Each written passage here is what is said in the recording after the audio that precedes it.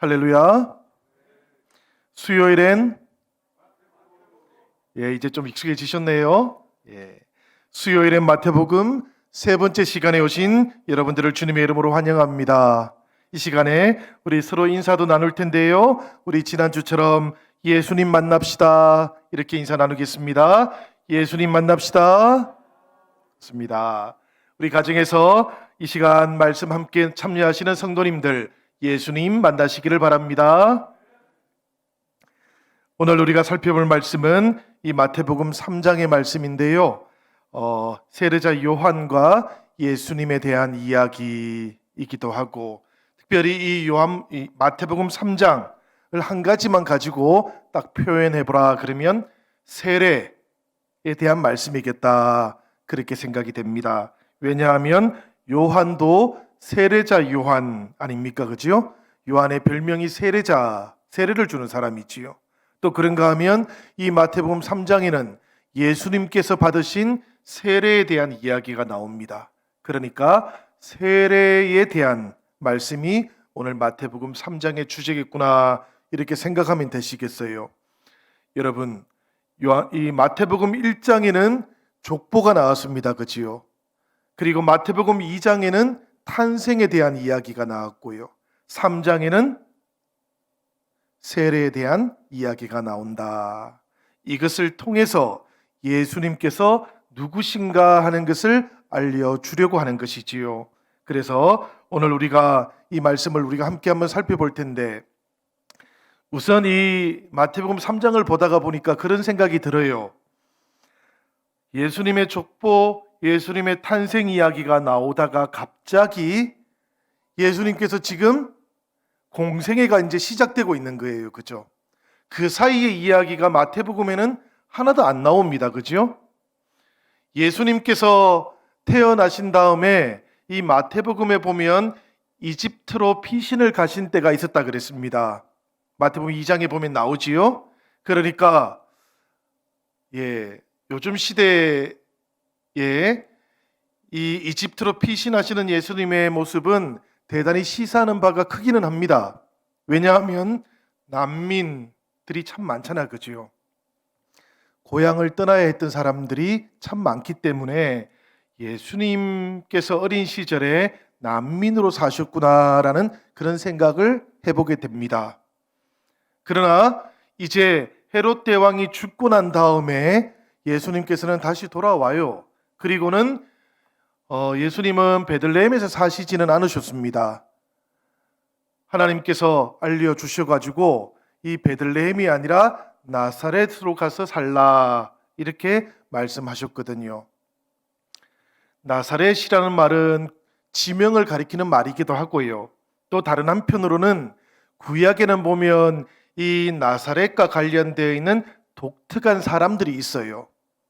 누군가 하면 나시린들을 말합니다. 그러니까 나사렛은 나시린들의 고향이다 이런 의미도 가지고 있어요. 특별히 예수님께서 구별된 분이시다. 하나님으로부터 구별되어서 세상에 오셨고 그리고 특별한 소명을 받으신 분이시다라는 것을 이 나사렛을 통해서도 마태복음은 우리에게 알려주려고 합니다. 그런데 그 다음부터 우리는 예수님께서 이 나사렛에서 어떻게 성장해 가셨는지에 대한 정보를 하나도 가지고 있지 않아요. 누가복음에는 조금 더 나오기는 합니다. 그지요? 그렇지만 마태복음에는 최소한 예수님의 성장과 관련되어 있는 내용들은 나오지를 않습니다. 곧바로 예수님의 공생애가 시작되는 이 세례에 대한 장면으로 점프하고 있다라는 그런 이야기예요. 그러니까 복음서라는 것, 이것은 어떤 인물의 전기가 아니다라는 그런 이야기입니다. 그 대신에 복음서는 특별한 목적을 가지고 있다라는 거예요. 그 목적에 부합되게 기록되어 있다라는 그런 이야기지요. 이 특별한 목적을 마태복음은 오늘 우리가 읽어보니까 특별한 인물과 함께 지금 소개하려고 하는 겁니다. 이 특별한 인물이 누군가 하면 바로 세례자 요한이에요. 세례자 요한을 등장시키는데 이것은 세례와 관련해서 예수님을 소개하려는 겁니다. 요한의 별명이 세례자. 이걸 보면 요한은 세례를 주었던 사람이다 라는 것까지는 알겠어요. 그러면 요한 이전에도 세례가 있었을까, 여러분? 요한이 있기 이전에 세례는 없었다 그럽니다. 이 밥티조라는 말인데요, 세례라는 말은 보통 물에 완전히 들어갔다가 나오는 겁니다. 이런 형태의 세례는 구약 성경에는 나오지가 않습니다. 오직 신약 성경에만 나와요. 그러니까 신약 시대에 와서, 그리고 특별히 세례 요한의 때에 이 세례라는 것이 처음으로 생겨났다라고 생각하면 됩니다. 그런데 그러면 구약 성경에는 비슷한 것이 없었을까 살펴보면 이런 건 있었어요. 뭔가 하면 정결 의식들, 우리 레위기에 보면 정결 의식들이 있지 않습니까? 그죠? 미크바라고 불리는 정결 의식들이 있어요. 유대인들이 사는 동네에 가면 회당이 있거든요. 이 회당에는 들어가면 입구에 뭐가 있는가 하면 미크베라는 게 있습니다. 이 미크베라는 게 뭔가 하면 목욕탕이에요. 큰 목욕탕이 있습니다. 그래서 특별히 부정한 것을 만진 사람들, 그들은 이 회당에 들어가기 전에 그곳에서 정결 예식을 반드시 치루어야 했던 것이지요. 그러니까 구약 성경에도 세례와 비슷한 형태를 띠고 있는 정결 예식이라는 것이 있었구나, 그렇게 생각할 수는 있겠습니다. 그렇지만 세례라는 것, 이것은 아직 없었어요. 역사를 보면 기독교가 시작되기 직전에 후기 유대교, 이 유대교의 후기 형태들인데요, 거기에는 세례가 있었습니다. 세례라는 말이 있었어요.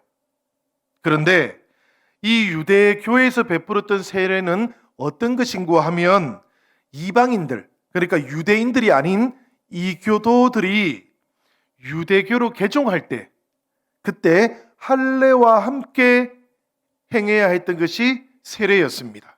이것은 일종의 입교 의식 같은 것이었어요. 이제 내가 개종합니다, 유대교로. 그리고 이 세례 의식을 통해서 지금까지 살아왔던 이방인의 삶을 완전히 청산합니다라는 그런 약속이었어요. 여러분, 본래 우리가 알고 있는 세례는 무엇입니까? 우리가 알고 있는 세례라는 것은 하나님께로 돌아가는 것을 말하는 것이지요. 그래서 이것을 가리켜서 죄 사함이다 라고 그렇게 부르지요. 죄를 용서받는 것, 이것을 세례라고 하는데 유대인들의 세례는 그런 것이 아니었다라는 것이지요. 그런 것하고는 상관이 없어요. 종교적으로 개종했다라는 이런 의미를 가지고 있는 겁니다. 그러니까 세례 요한의 세례하고 이 유대교가 가지고 있던 세례는 조금 달라요. 왜 그런가 하면 세례 요한의 세례는 우리가 오늘 말씀을 통해서 보면 세례를 받으라고 하기는 해요, 세례 요한이. 그렇지만 유대교에 입교를 하라든지 혹은 유대교로 개종을 하라든지 이렇게 권하지는 않습니다. 그지요? 그러니까 개종을 위해서 세례를 받으라고 세례 요한이 말하지는 않았다라는 그런 이야기예요. 그 다음에 또 한 가지 결정적인 차이가 있는데요. 그게 뭔가 하면 세례 요한은 이방인들에게 세례를 받으라고 했을 뿐만 아니라 유대인들에게도 세례를 받으라고 그랬습니다. 유대교인들은 세례를 안 받았어요. 자기들의 그 세례 의식 속에서도 세례를 받을 필요가 없었지요. 그죠? 이미 유대교인이니까. 오직 이방인들만 세례를 받고 할례를 받고 유대교로 개종해라고 그렇게 요구를 받았던 거예요. 그런데 세례자 요한은 말하기를 유대인들에게도 세례를 받으라고 그렇게 말했던 겁니다. 그러니까 이게 참 많이 다른 것이지요. 세례자 요한은 이방인하고 유대인을 구별짓지 않아요. 이렇게 이방인하고 유대인을 구별짓지 않았던 사람 떠오르는 분 한 분 계시지 않습니까, 여러분? 사도 바울이 그랬지 않습니까? 그죠? 사도 바울이 이 유대인들이라고 해서 무조건 의롭게 되는 것은 아니다. 오직 그리스도를 믿음으로 의롭게 된다. 이렇게 얘기하지 않습니까? 그죠? 세례자 요한에게는 이 바울 같은 면이 있어요. 그래서 하나님의 선택받은 백성이고 아브라함의 자손이라고 하는 그런 자긍심을 가지고 살아가고 있던 유대인들이 이 세례자 요한의 이야기를 들었을 때 깜짝 놀라게 된 겁니다. 세례라는 것, 이것은 이방인들에게나 요구되는 것이지 아브라함의 후손들인 우리들은 그럴 필요가 없다고 이미 하나님의 백성이라고 생각했는데, 그런데 세례자 요한이 지금 유대인들에게도 다 나와서 회개의 세례를 받으라 그렇게 말하니까 얼마나 기분이 안 좋았겠습니까? 그래서 이 유대인들은 조금 지나서 보겠습니다마는 세례자 요한에게 사람을 보냅니다. 그리고는 말하기를 도대체 당신이 무엇길래 이렇게 세례를 베푸냐고 그렇게 비난을 합니다. 이 세례자 요한은 생각해 보면 이런 사람인 것이지요. 지금 하나님의 나라가 시작되고 있다고, 지금 곧 하나님의 나라가 도착할 거라고, 그 하나님의 나라에 들어가기 위해서는 혈통이라든지 혹은 전통이라든지 이런 것들이 아니고 지금 현재의 삶의 변화가 있어야 된다고, 그리고 그것을 증명할 수 있는 삶의 열매들이 있어야만 이 하나님의 나라로 들어갈 수 있는 거라고 그렇게 가르치는 거예요. 그래서 아마도 요단강에 세례받는 사람들을 아마 지켜보러 왔을 것 같습니다마는 바리새파 사람들하고 사두개파 사람들이 이 광야에 저 요단강 근처에 세례자 요한에게 찾아왔던 적이 있어요. 오늘 말씀을 보니까. 그런데 그들을 보자마자 세례자 요한이 뭐라고 말을 합니까? 제가 설교 시간에 이런 말을 하면 안 되는데, 사실 세례자 요한이 이 바리새파 사람들하고 사두개파 사람들에게 아주 지독한 욕을 했어요. 그게 우리 3장 7절에 나오는 말씀인데, 독사의 자식들아 누가 너희를 가르쳐 임박한 진노를 피하라 하더냐, 이렇게 말했던 겁니다. 여러분, 이 팔레스틴 그 인근은 전부 다 광야고 사막이지 않습니까? 그죠? 사막에서 가장 고약한 것이 바로 이 독사들이었어요. 그래서 독사를 가리켜서 욕을 하면 가장 심한 욕이 되는 것인데요, 이 세례자 요한이 바로 이 바리새파 사람들과 사두개파 사람들을 향해서 그렇게 말했던 것이지요. 왜 이렇게 바리새파 사람들하고 사두개파 사람들에게 세례자 요한이 욕을 했을까 생각해 보면, 그들은 회개에 합당한 그 어떤 열매도 맺지 않기 때문입니다. 회개할 생각은 없기 때문이에요. 회개할 생각도 없이 그냥 세례를 받아보겠다고 오고 있기 때문에 그런 거예요. 그래서 3장 8절에 보면 세례자 요한이 이 바리새파 사람들에게 이렇게 말을 합니다. 그러므로 회개에 합당한 열매를 맺고 속으로 아브라함이 우리 조상이라고 생각하지 말라. 그러죠, 여러분? 이 모습에서 사도 바울이 보이지 않습니까, 여러분? 아브라함이 우리 조상이라고 생각하지 말아라. 이 말은 아브라함이 우리의 조상이니 당연히 우리가 회개하지 않아도, 우리가 하나님 앞에서 마음을 돌이키지 않아도 구원을 받을 수 있을 것이라고는 생각도 하지 말라고. 조금 더 이어지는 말씀이 있어요. 하나님께서는 돌들로도 아브라함의 자손을 만들 수 있다고, 그렇게 세례자 요한이 말을 했던 것이지요. 세례자 요한은 바리새파 사람들하고 사두개파 사람들에게만 이렇게 말했던 거 아니에요, 여러분들. 모든 일반인들에게도, 그리고 특별히 죄를 많이 가지고 있다고 생각되었던 세리들에게도, 그리고 그 당시에 군인들에게도 이런 요구를 했습니다. 여러분, 우리가 읽었던 마태복음에는 나오지 않지만 누가복음에는 보면 이 세례자 요한이 일반인들에게 이렇게 말을 한 적이 있습니다. 누가복음 3장 11절인데요. 속옷을 2벌 가진 사람은 없는 사람에게 나누어 주고 먹을 것을 가진 사람도 그렇게 하여라. 세리들에게는 뭐라고 말했는가 하면 너희에게 정해준 것보다 더 받지 말아라. 군인들에게는 아무에게도 협박하여 억지로 빼앗거나 거짓 고소를 하여 빼앗거나 속여서 빼앗지 말고 너희의 봉급으로 만족하게 여기라. 그렇게 말을 합니다. 세례자 요한이 이렇게 말했던 이유는 아주 분명해요. 왜냐하면 하나님의 나라가 곧 오게 될 것인데 이 새로운 질서 안에서 새로운 삶을 살기 위해서는 철저하게 회개하는 것이 반드시 필요하다.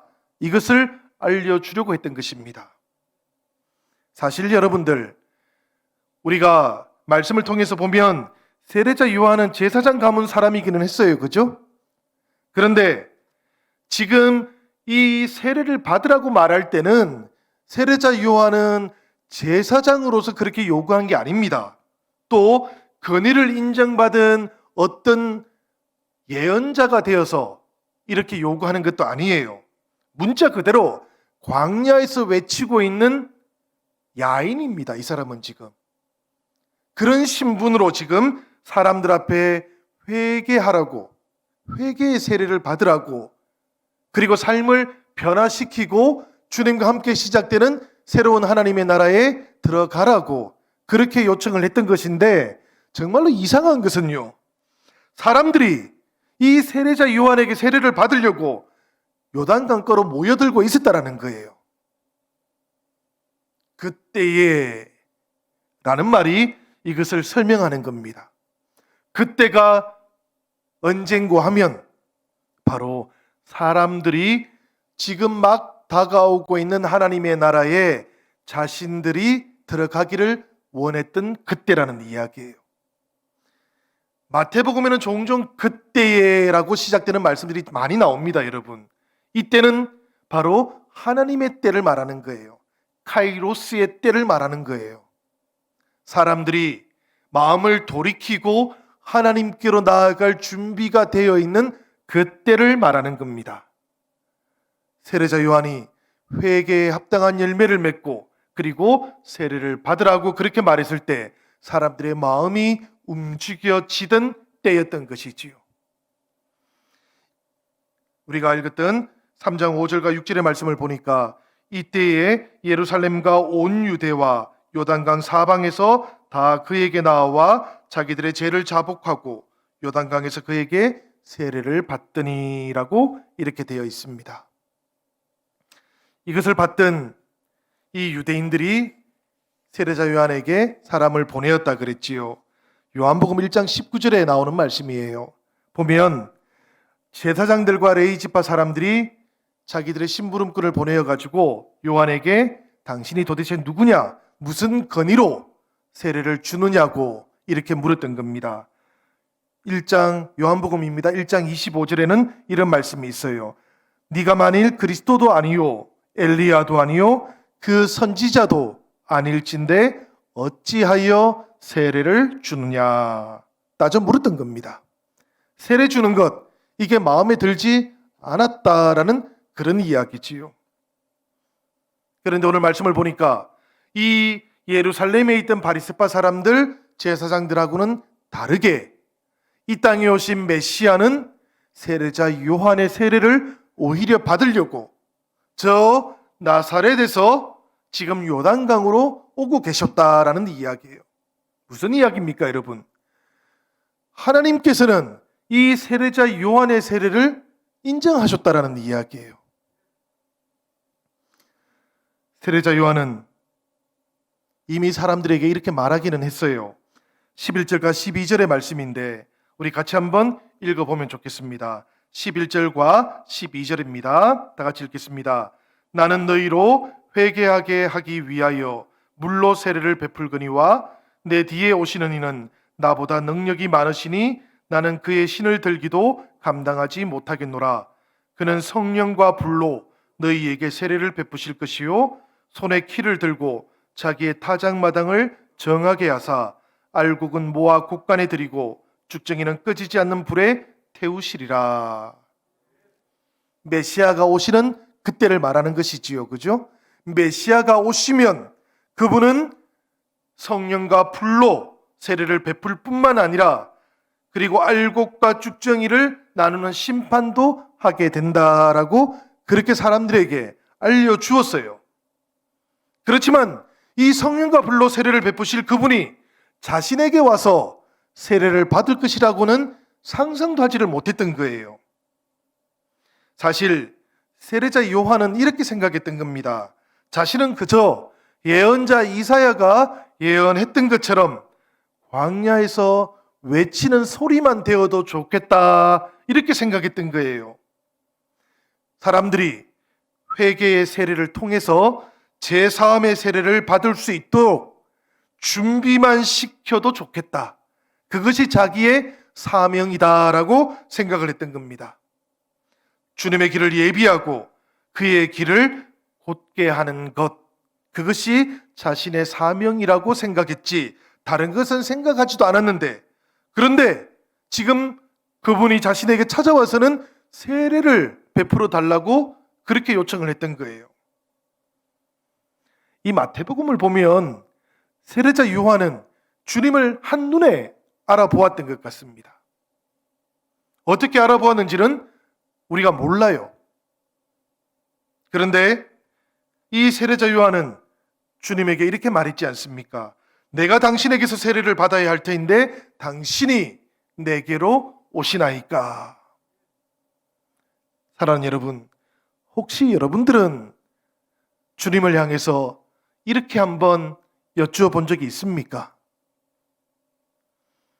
내가 주님께 가야만 하는데 어찌해서 주님은 늘 나를 찾아오십니까? 생각해 보면 주님께서는 늘 이렇게 움직이셨던 분이십니다. 우리가 찾지 않을 때에도 주님은 우리를 먼저 찾아오시잖아요. 우리가 연약할 때에도 주님은 먼저 찾아오셨고요. 우리에게 하늘의 도움이 필요할 때에도 하나님께서는 늘 우리를 먼저 찾아오십니다. 세례자 요한에게도 주님께서는 이렇게 먼저 찾아오셨던 것이지요. 그러니 세례자 요한이 주님을 향해서 이렇게 말할 수밖에 없는 겁니다. 내가 당신에게서 세례를 받아야 할 터인데 당신이 내게로 오시나이까? 주님께서 세례자 요한에게 뭐라고 말씀하십니까, 여러분? 허락하라. 우리가 이와 같이 하여 모든 의를 이루는 것이 합당하니라.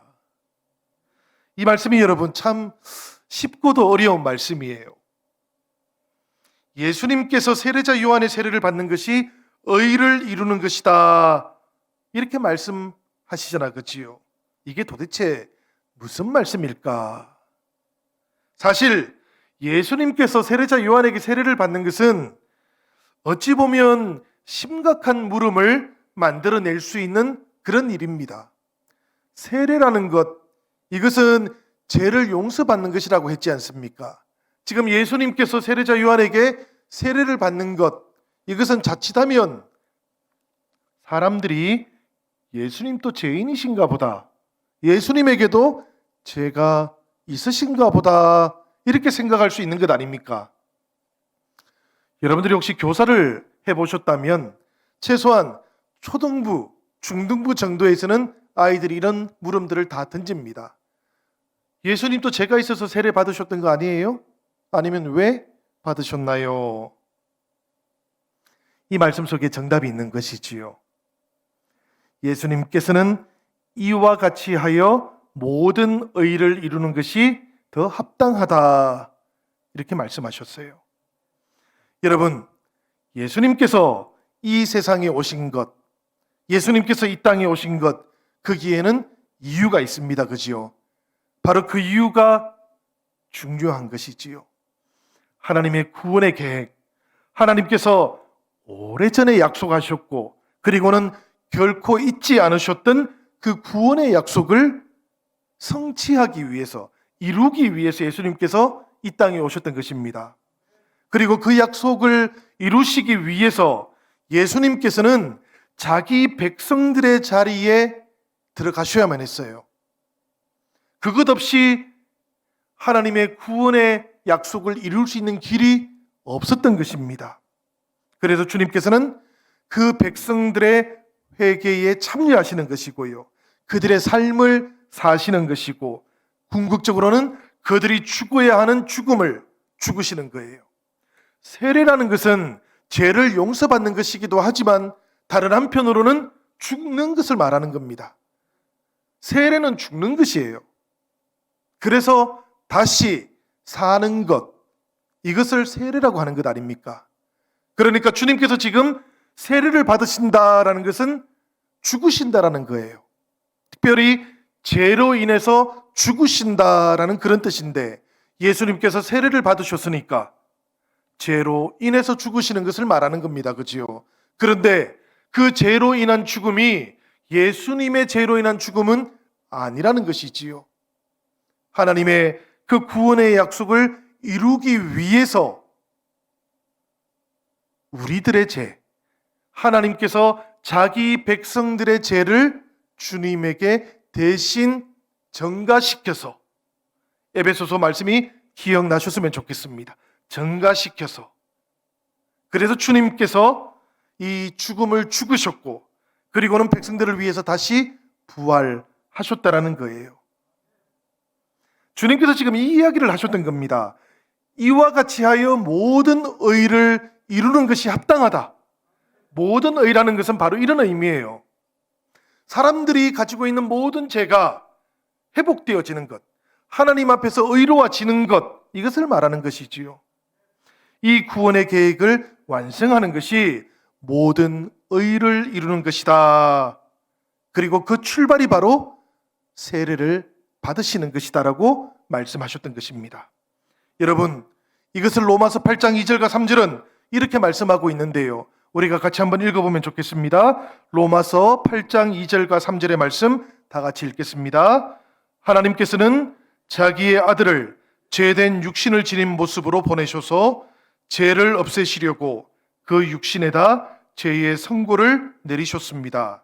그것은 육신을 따라 살지 않고 성령을 따라 사는 우리가 율법이 요구하는 바를 이루게 하시려는 것입니다.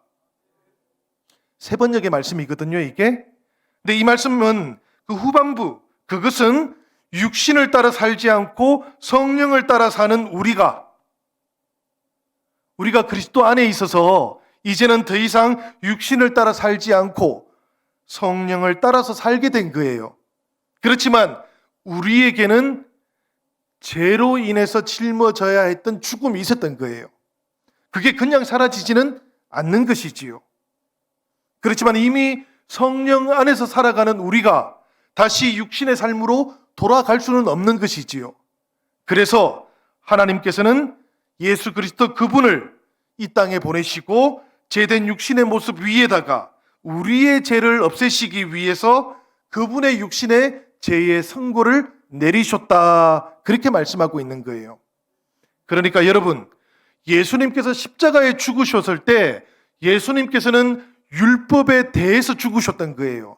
예수님께서는 죄에 대해서 죽으셨던 거예요. 이것이 굉장히 중요합니다, 여러분. 다만 그 죄에 대해서 죽으셨을 때 그 죄가 예수님의 죄가 아니고 우리들의 죄였다라는 차이만 있는 것이지요. 로마서 6장 3절과 4절도 세례에 대해서 우리에게 이렇게 알려주고 있는데요, 우리 같이 한번 읽어보면 좋겠습니다. 다 같이 한번 읽지요. 무릇 그리스도 예수와 합하여 세례를 받은 우리는 그의 죽으심과 합하여 세례를 받은 줄을 알지 못하느냐. 그러므로 우리가 그의 죽으심과 합하여 세례를 받음으로 그와 함께 장사되었나니 이는 아버지의 영광으로 말미암아 그리스도를 죽은 자 가운데서 살리심과 같이 우리로 또한 새 생명 가운데에서 행하게 하려 함이라. 아멘. 저는 성경의 말씀 속에서 세례에 대해서 이 로마서 6장 3절과 4절 말씀만큼 분명하게 알려주고 있는 말씀은 없다고 생각합니다. 우리가 이 마태복음 3장의 말씀을 통해서 예수님의 세례를 볼 때에도 이 로마서 6장 3절과 4절의 말씀을 함께 비추어서 보면 예수님께서 왜 세례를 받으심으로 공생애를 시작하게 되셨는가 하는 것을 우리가 깨달을 수 있게 될 겁니다. 이 뜻을 세례자 요한이 알았던 것이지요. 예수님께서 이와 같이 하여 모든 의를 이루는 것이 합당하다 이렇게 말씀하시니까 세례자 요한이 그 뜻을 깨달았어요. 그리고는 예수님께 세례를 베풀게 됩니다. 여러분, 우리가 예수님의 세례를 조금 다른 각도에서 이제 살펴볼 텐데요. 우리가 예수님의 세례를 이해하려면 홍해를 건너는 구약의 사건들을 주목해 보아야 됩니다. 이게 대단히 중요해요. 구약 성경에는 홍해를 건너는 사건이 있지요, 그죠? 몇 번 나올까요? 사실 홍해를 건너는 사건은 한 번밖에 나오지 않지요. 그런데 성경학자들은, 특별히 구약 성경학자들은 구약 성경에서 홍해를 건너는 사건은 의미로 보면 4번 나온다 이렇게 말하기도 합니다. 지금부터 제가 그것을 한번 설명해 드릴 텐데요. 홍해를 건너는 사건 제일 먼저 있었던 것은 당연히 모세와 히브리 민족이 이집트에서 탈출해가지고, 그죠? 홍해를 건넜던 사건입니다. 이 홍해를 건넜던 사건의 의미는 뭔가 하면 하나님께서 그 백성들을 위험으로 구출하시기 위해서 그 백성들과 함께 하신다라는 이런 의미예요. 그런데 우리는 이 홍해를 건넌 다음에 대략 한 40년 정도 지나서 또 다른 형태로 홍해를 건너는 사건을 목격해요. 그게 언젠가 하면 여호수아가 그 백성들과 함께 약속의 땅에 들어갈 때였습니다. 물론 홍해는 아니었어요. 그때 건넜던 것은 어떤 물입니까? 요단강을 건넜지요, 그죠? 다만 요단강을 건널 때에 여호수아와 이스라엘 백성들은 마른 땅 위로 건너서 약속의 땅으로 들어갔습니다. 물이 갈라졌던 것이지요. 이 사건의 의미는 이런 것입니다. 모세와 함께했던 하나님께서 자신의 종이었던 모세가 죽은 이후에도 그 백성들을 버리지 않고 함께 하신다라는 이런 의미였어요. 여기까지는 우리가 다 알고 있습니다. 그죠? 그런데 또 언제 요단강이 나뉘어졌던 적이 있었을까요? 여러분, 우리가 성경의 말씀 열왕기하 2장을 보면 엘리야 이야기가 나옵니다. 특별히 엘리야가 모든 사역을 다 마치고 자신의 후계자를 정하는 때가 있었어요. 이 엘리야의 후계자가 누군가 하면 엘리사였지 않습니까? 그지요? 엘리야가 엘리사와 함께 하나님을 만나기로 예정이 되어 있었어요. 그래서 광야에 있는 그 약속의 장소로 가는데 그 광야에 있는 약속의 장소로 가기 위해서 이 두 사람이 꼭 건너가야 했던 곳이 어딘가 하면 요단강이었어요. 이 요단강을 앞에 두고 엘리야가 어떻게 했는가 하면 자신이 두르고 있던 망토를 벗어가지고는 둘둘 말았어요. 그리고 요단강을 내리쳤다 그럽니다. 그러자 강물이 즉시 갈라졌고 엘리야와 엘리사는 마른 땅을 걸어서 하나님을 만나러 갔다 그럽니다. 이렇게 후계자가 정해진 다음에 엘리야는 어떻게 됐죠, 여러분? 하늘로 승천했지요, 그죠? 하늘로 승천하고 나니까 이제 이 광야에는 누가 혼자 남았습니까? 당연히 엘리사가 혼자 남았습니다. 이 엘리사는 이제 광야에서 다시 요단강을 건너와야 돼요. 어떻게 건너왔을까요? 엘리사는 혼자 남아 있었지만 요단강에서 엘리야가 했던 행동을 반복합니다. 엘리야가 남겨놓았던 그 망토를 자기도 둘둘 말아요. 그리고는 엘리야와 똑같이 요단강을 향해서 그것을 내리쳤다 그럽니다. 그러자 요단강이 다시 갈라졌고 엘리사는 마른 땅을 걸어서 다시 건너오게 되었다 그럽니다. 당연히 이 말씀의 의미도 똑같아요. 하나님께서는 엘리야를 데리고 가셨지만 여전히 그 백성들과 함께 하시겠다라는 것을 이 요단강이 갈라지는 것을 통해서 그 백성들에게 보여주었던 거예요. 이 엘리사와 엘리야 그리고 여호수아와 모세, 그들을 통해서 하나님께서 요단강을 마른 땅을 밟고 건너갈 수 있도록 하셨던 것이나 아니면 홍해를 그 마른 땅을 밟고 건너가도록 하셨던 이 모든 이야기들은 하나님께서 그 백성들과 함께 하겠다라는 약속이었습니다.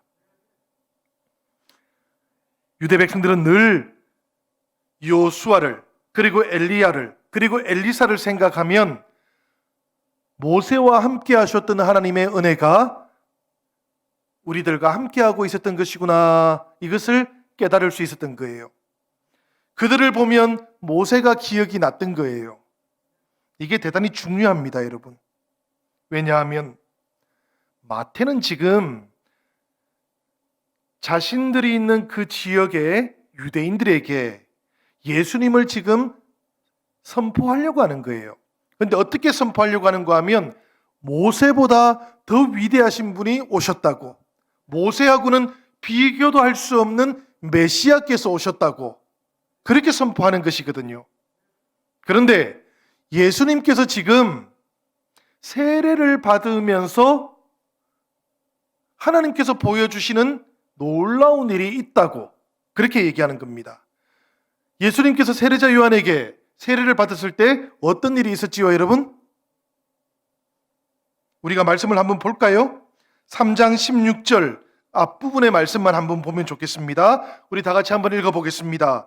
예수께서 세례를 받으시고 곧 물에서 올라오실새 하늘이 열리고, 예수님께서 세례를 받으시고 난 다음에 하늘이 열렸다, 이렇게 표현하고 있어요. 그런데 여러분, 이 하늘이 열렸다라는 표현을 우리가 눈여겨봐야 됩니다. 이게 홍해가 갈라지는 것, 물이 갈라지는 것하고 아주 깊은 관련이 있거든요. 창세기 1장 6절에서 8절까지의 말씀을 보면 이런 말씀이 있습니다, 여러분. 하나님이 이르시되 물 가운데 궁창이 있어 물과 물로 나뉘게 하시고, 하나님이 궁창을 만드사 궁창 아래의 물과 궁창 위의 물로 나뉘게 하시니 그대로 되니라. 하나님이 궁창을 하늘이라 부르시니라. 그죠, 여러분? 하나님께서 궁창을 하늘이라고 부르셨다는 거예요. 예수님께서 세례를 받으셨는데 하나님께서 지금 위의 물과 아래의 물을 나누었던 그 궁창을 여셨다라는 이야기예요. 이것은 이런 의미를 가지고 있는 겁니다. 하늘의 물을 가르셨다. 모세와 엘리야와 엘리사와 또 여호수아, 이들에게는 하나님께서 함께 하신다라는 징표를 보여주셨을 때 궁창 아래의 물이 갈라지는 것을 징표로 보여주셨던 거예요. 그런데 지금 저 엘리사, 엘리야, 여호수아, 심지어 유대인들이 가장 중요하다고 생각하는 모세하고 비교도 할 수 없으시 존귀하신 분, 위대하신 분이 이 땅에 오셨는데, 그분은 메시아신데, 그분이 오시는 이때에, 그분이 오셔서 세례를 받으시고 나오시는 이때에 하나님께서 그 백성들과 함께 한다는 징표로 이미 사람들에게 보여주었던 그 궁창 아래의 물이 갈라지는 그 징표를 보여줄 이유가 없었던 것이지요. 세례를 받으셨던 그 요단 강물이 나뉘어지는 것을 징표로 보여줄 이유가 없는 것이지요. 그보다는 더 위대한 것을 하나님께서 보여주셨던 겁니다. 바로 하늘이 열리는 것, 궁창 위의 물이 열리는 것을 통해서 이 예수님께서 누구신가 하는 것을 알려주셨던 거예요. 하늘이 열리고 하늘의 물이 갈라지는 곳에, 사랑하는 여러분, 오늘 말씀을 보니까 성령이 임합니다. 그치요? 성령이 바로 예수님에게 비둘기처럼 임하였더라, 그렇게 말씀하고 있지요. 그리고 나서 하늘로부터 소리가 들려왔습니다. 그 소리가 무슨 소린가 하면, 이는 내 사랑하는 아들이요 내 기뻐하는 자라.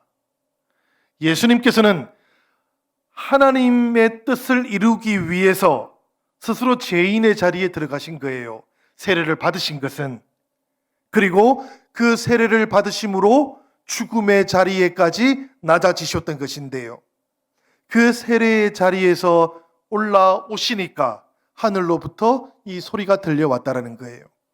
지극히 낮아지신 주님을 하나님께서는 하늘 문을 여시고 손수 말씀하시기를, 이는 내 사랑하는 아들이라고, 이는 내 기뻐하는 자라고 그렇게 높여주셨다라는 그런 이야기입니다.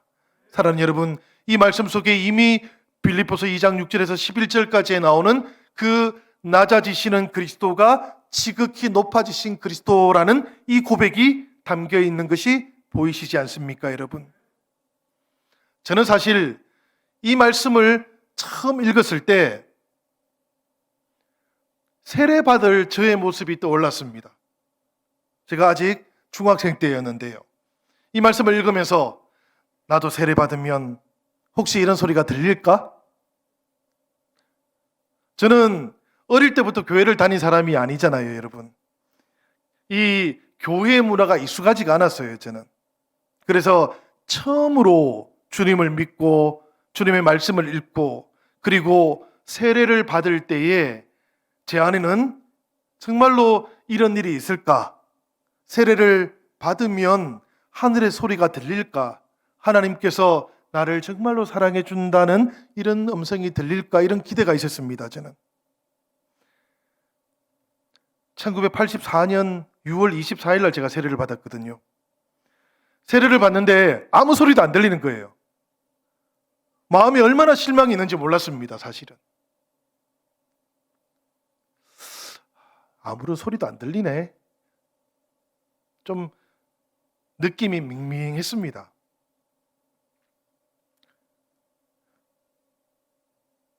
좀 흔히 말하는 성령과 불의 세례를 못 받아서 그런가? 이런 생각도 들었고요. 그런데 시간이 많이 지나고 제가 깨닫게 됐어요. 뭔가 하면 바로 그때 하늘의 소리가 들렸던 게 맞구나 라는 그런 깨달음이 있었습니다. 왜 그런가 하면 세례는 제가 예수님과 연합되는 것이었더라고요. 세례라는 것이 제가 물에 들어가는 것도, 세례라는 것이 내가 죽는 것도 아니었어요. 세례는 내가 예수님과 연합되는 것이었더라고요. 그러면 세례 받으셨던 예수님께서 하나님의 소리를 듣고 이는 내 사랑하는 아들이요 내가 기뻐하는 자라 하나님의 그 인정을 받았던 그 기에도 내가 연합되었던 것이지요. 그러니까 세례를 받는 그 순간에 내가 그리스도와 연합되어서 그분의 죽음에 내가 함께 참여하고 부활에 또 참여하게 되었고 하나님께서 내가 사랑하는 아들이고 내가 기뻐하는 자라고 했던 그 말씀에도 함께 참여가 되었던 거더라고요. 한참 시간이 지나서 나의 세례가 그런 것이었구나라는 것을 깨닫게 되니까 그리스도와 연합되는 이것이야말로 성령과 불의 세례였다라는 것을 그때 깨닫게 되었습니다. 사랑하는 여러분, 여러분들은 모두가 다 그리스도와 연합해서 세례를 받으신 분들입니다. 우리들의 모든 세례는 그리스도와 연합되어서 성령과 불의 세례를 받은 것입니다. 그래서 우리가 하나님과 함께 온전함으로 나아갈 수 있게 되었던 것이고요. 주님과 함께 시작된 새로운 나라에 우리가 들어갈 수 있게 된 것입니다. 그러니 여러분, 주님과 함께 연합된 이 놀라운 진실을 우리가 깊이 깨달을 수 있으면 좋겠습니다. 그리고 주님과 함께 세례를 받음으로 우리가 주님과 연합되어서 하나님의 기뻐하는 사람, 사랑하는 자녀가 되었다라는 것을 오늘 이 마태복음의 말씀을 통해서 우리가 깊이 깨닫는 은혜가 있기를 우리 주님의 이름으로 축원합니다.